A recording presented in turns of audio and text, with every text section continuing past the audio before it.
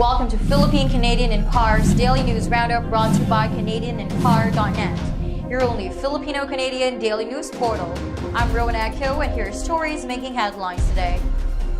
Santiago steps down as DDB chief.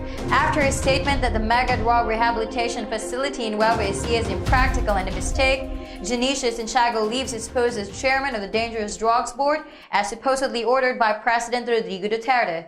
Executive Secretary Salvador Medialdea reportedly told the DDB chief to resign on orders of the president.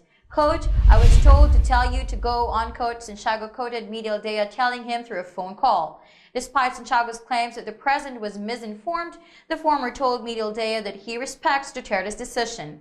Santiago said he served in the government for 40 years and he did not expect for such a way out.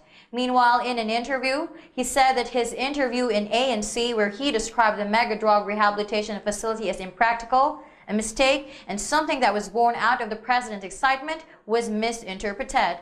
Quote, "It's nothing, it wasn't me who criticized it. Actually, I had it reviewed. I didn't say it is a mistake. It came from your peers, the friends of the media," unquote, Santiago said in Unang Balita.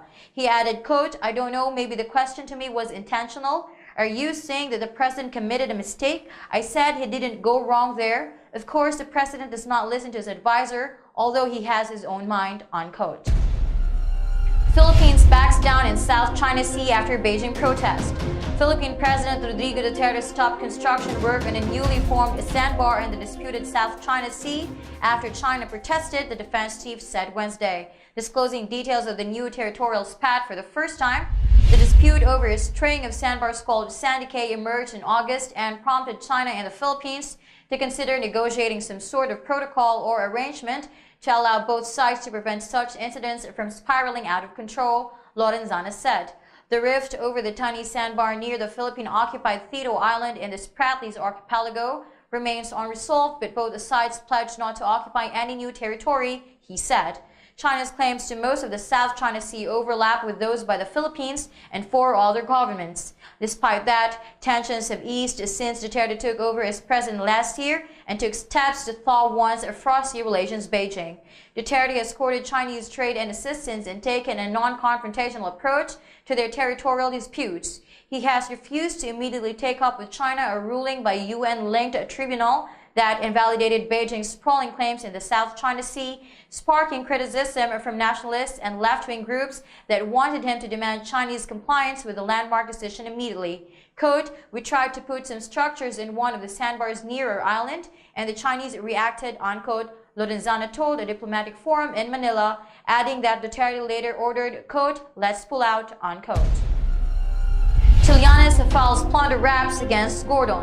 Senator Antonio Trillanes IV has filed charges of plunder against Senator Richard Gordon at the Office of the Ombudsman over the supposed corruption during his chairmanship in the Philippine Red Cross.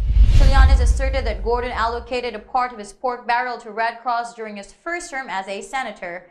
That time, he is also serving as the chairperson of the organization.